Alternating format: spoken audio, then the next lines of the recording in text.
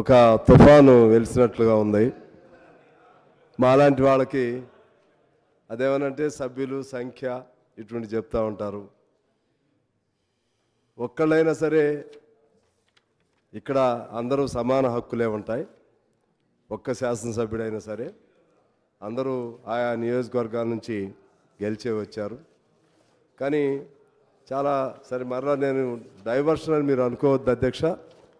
కానీ ఇవాళ ఈ సభ జరుగుతున్న పరిస్థితులు చూస్తుంటే ఎజెండాకు సంబంధించి కాకుండా ఏవేమో అంశాలన్నీ రావటం చాలా బాధాకరంగా ఉంది.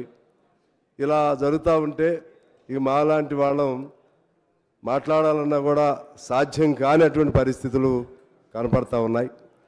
దీన్ని ఎప్పుడో ఒకసారి ఎక్కడో ఒకసారి మీరు విడిగా అయినా సరే ఆ రెండు పెద్ద పార్టీలని లేకపోతే మిగిలిన అన్ని పార్టీలని పిలిచి ఎక్కడో చోట ఒక సమన్వయంగా చేయవలసిన అవసరం ఉందని నేను కోరుతా ఉన్నాను.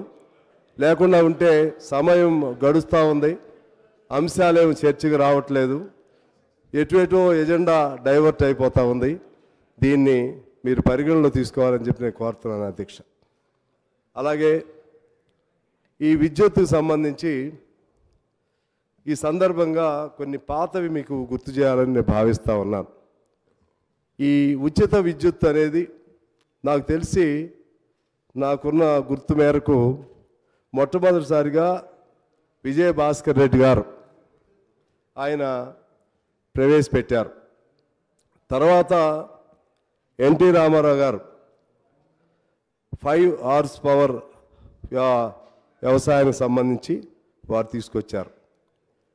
ఆ తర్వాత చంద్రబాబు గారి కాలంలో ఈ విద్యుత్ పెద్ద గొడవ జరిగింది.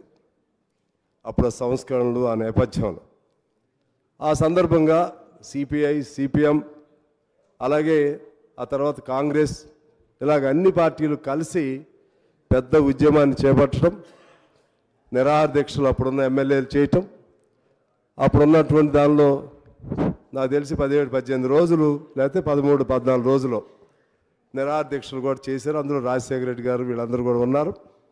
ఆ తర్వాత ఇక ఈ ఉచిత విద్యుత్ అనే ఒక ఆలోచన రావటం జరిగింది. అప్పటి నుంచి కూడా ఇప్పటి వరకు ఏ ప్రభుత్వం అయినా సరే విద్యుత్ టారిఫ్ పెంచడానికి కానీ విద్యుత్ ఛార్జీలు పెంచడానికి కానీ ధైర్యం చేయలేకపోతున్నారంటే ఆనాడు కమ్యూనిస్టులు అలాగే ఇతర ప్రజాతంత్ర పార్టీలు కలిసి చేసినటువంటి ఉద్యమ నేపథ్యం వల్లనే ఇవాళ ఈ మేరకైనా మనం చర్చించుకుంటున్నామని నేను మీ ద్వారా సభకు తెలియజేస్తా ఉన్నాను. అలాగే రాజశేఖర రెడ్డి గారు ఒక ప్రయత్నం ఈ ఫ్రీ పవర్ అనే దాన్ని ఆ కాన్సెప్ట్ని ఇంకా పూర్తి స్థాయికి తీసుకెళ్లారు. ఇప్పుడు కేసీఆర్ గారు వచ్చిన తర్వాత దీన్ని ప్రాక్టికల్గా సాధ్యం చేయగలిగారు. అవునన్నా కాదన్నా సాధ్యం చేయగలిగారు. మొత్తం మీద అన్ఇంటరప్టెడ్ పవర్ అనేది మనం సాధించుకోవడం జరిగింది. ఈ సందర్భంగా నేను మీ దృష్టికి ఒకటి తీసుకురావాలనుకుంటున్నాను. అప్పుడు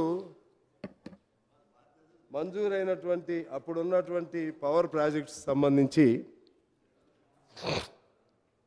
నాకు తెలిసి ఇందాక అది కేటీపీఎస్ అంటే పాల్వంచలో ఉన్నది మా నియోజకవర్గంలోనే ఉంటుంది.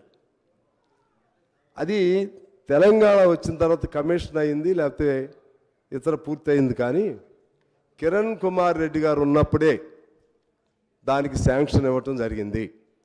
దానికి సంబంధించినటువంటి ఇన్ఫ్రాస్ట్రక్చర్ మొత్తం కూడా నేనే అక్కడ ఆ కాలేజ్ ఏదో ఉంటే దాన్ని షిఫ్ట్ చేయించటం అవన్నీ కూడా చేశాను. శాంక్షన్ మాత్రం అప్పుడే అయింది. ఆ విధంగా ఈ 2014 తర్వాత అట్లా అది కమిషన్ అయింది. మణుగూరు అంటే ఇప్పుడు భద్రాద్రి యాదాద్రి ఈ రెండు మాత్రం టీఆర్ఎస్ వచ్చిన తర్వాత టేకప్ చేయడం జరిగింది. ఇంకా యాదాద్రి పూర్తి చేయవలసినటువంటి అవసరం ఉంది. నేను దాని లోతుకి వెళ్ళను. మీకు అది ఒకటి అంటే ఇందులో కూడా 2014 తర్వాత అనేది మెన్షన్ చేశారు దాన్ని భద్రాద్రిని. కానీ శాంక్షన్ మాత్రం అంత ముందు వచ్చిందని చెప్పడం కోసం మీ దృష్టికి తీసుకొస్తున్నాను. పని మీరు వచ్చినాకే నేనే చెప్తున్నాను. శాంక్షన్ అదే నేను అనేది కూడా అది కమిషనర్ మీ పరిధిలోనే.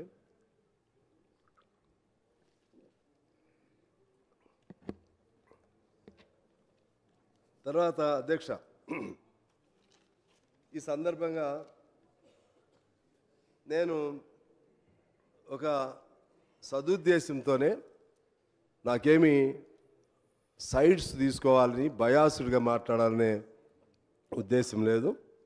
ఏది ఎలా ఉంటే అలా చేస్తే ఇది భవిష్యత్తుగా అది ఉపయోగదాయకంగా ఉంటుందనే ఉద్దేశంతో నా పద్ధతుల్లో నేను మాట్లాడుతూ ఉంటాను. దయచేసి ఏ సైడ్ కూడా అఫెండ్ కావద్దని నేను కోరుతూ ఉన్నాను.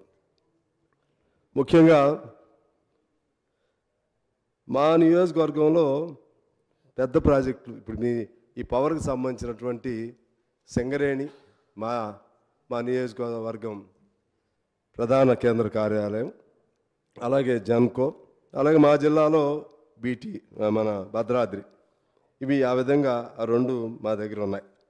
సహజంగా అవన్నీ బాగుండాలని రాష్ట్రమంతా కోరుకుంటుంది. మా దగ్గర ఉన్నటువంటి మా నియోజకవర్గ ప్రజలు మరింతగా కోరుకుంటారు. మా బాధ ఏంటంటే ఆ ప్రాజెక్టులు చిన్నగా ఎటో వెళ్ళిపోతున్నాయి, చిన్నగా వెళ్ళిపోతూ ఉన్నాయి. మా కేటీపీఎస్ 4 ప్లాంట్లు ఆగిపోయినాయి. దాదాపు 7-8 వేల మంది బయటికి వెళ్ళిపోయారు. సింగరేణి కూడా పవర్ కనెక్టెడ్ కాబట్టి అది చెప్తున్నాను. మైన్స్ అన్నీ క్లోజ్ అయిపోతున్నాయి, కొత్త మైన్స్ రావట్లేదు. కార్మికులు అందరూ అటు ఇటు వెళ్ళిపోతున్నారు. ఇక లేదు, అది కూడా ఖాళీ అయిపోతుంది. ఇంకా కొత్త మైన్స్ రాకపోతే ఇంక 10-15 ఏళ్ళకి ఉన్న మైన్స్ అన్నీ అయిపోతాయి. ఇక సింగరేణి అనేది చరిత్రలో అది ఒక చరిత్రగా మిగిలిది, పేరు మాత్రమే వినే పరిస్థితి వస్తుంది. కారణం ఏంటి అంటే మనకి అత్యుత్సాహమా ఇంకేదన్నా కానివ్వండి, ఎందుకో ఇప్పుడు మన తెలంగాణ రాష్ట్రంలో కేసీఆర్ గారు ఓ పట్టుదలతో అయితే అందరికీ ఏదో చేయాలనుకున్నారు. పట్టుదలతో చేయాలను